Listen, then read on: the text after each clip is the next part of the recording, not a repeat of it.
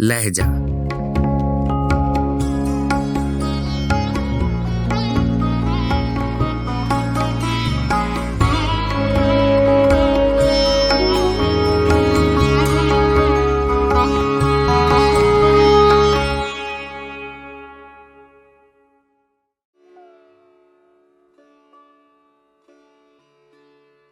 गजल मिर्जा असदुल्ला खां गालिब, आवाज़ो पेशकश राहिल फारूक।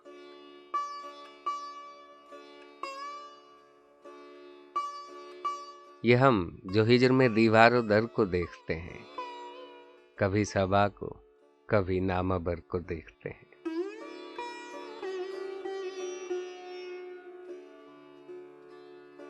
वो आए घर में हमारे खुदा की कुदरत है, कभी हम उनको कभी अपने घर को देखते हैं।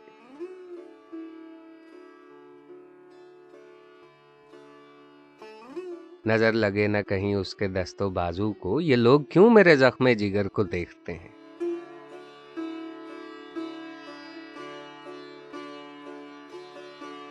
तेरे जवाहिर तरफे कुला को क्या देखे, हम औजे ताले लालो गोहर को देखते हैं।